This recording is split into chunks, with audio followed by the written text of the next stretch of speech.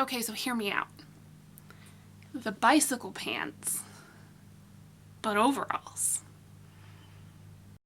The primary thing here is I don't know if I have enough fabric for this idea, so I'm gonna lay everything out. There's no way I have enough fabric, so let's switch gears.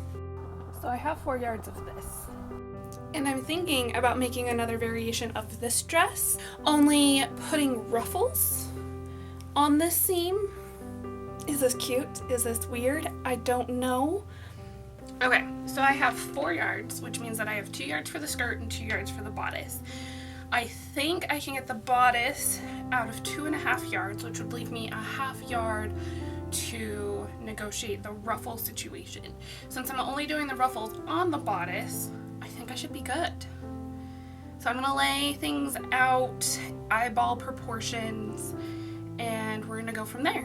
Okay, so I just roughly laid everything out, and theoretically, this is how much I have to turn into ruffles. My new goal in life is to make clothing that makes me emotional when I wear it. Like either just like really happy or feeling really cute or whatever. I want an emotional connection to my clothing, which is part of the reason how come we didn't do the denim stuff today. Because I couldn't come up with an idea that I liked enough to commit to, that I knew I would enjoy having in my wardrobe. So that's why we switched gears. I am already getting emotional about the thought of this dress, and it's not even cut out yet. So, I mean, let's just get to it. There's no point in waiting, right?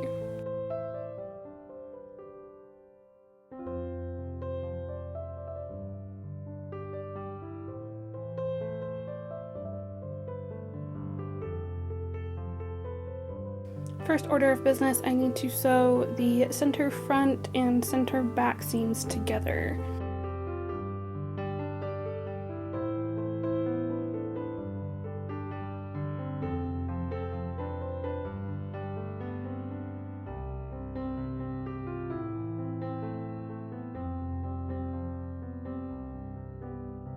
I also sewed the shoulder seams together at this time.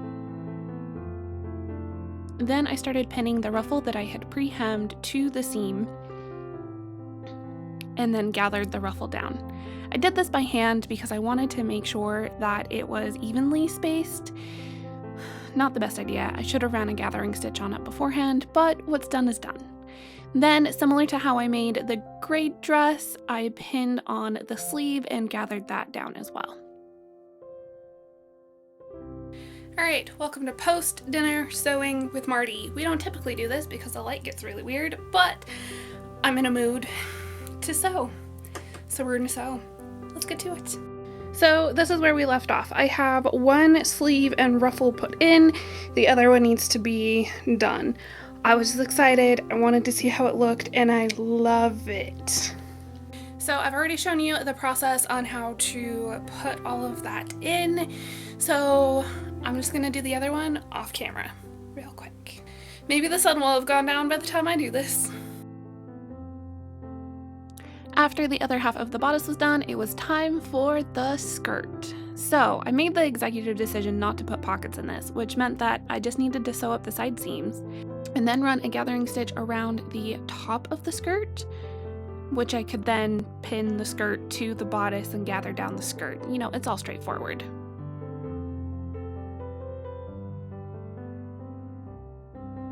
So I have fireworks going on in the background because it is that time of year.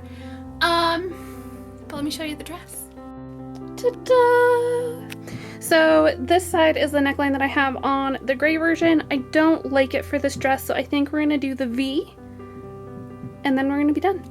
Literally all that's left is the neckline. And let's just get that done. I finished the neckline with some bias tape for a nice clean finish, and now we have the worn footage.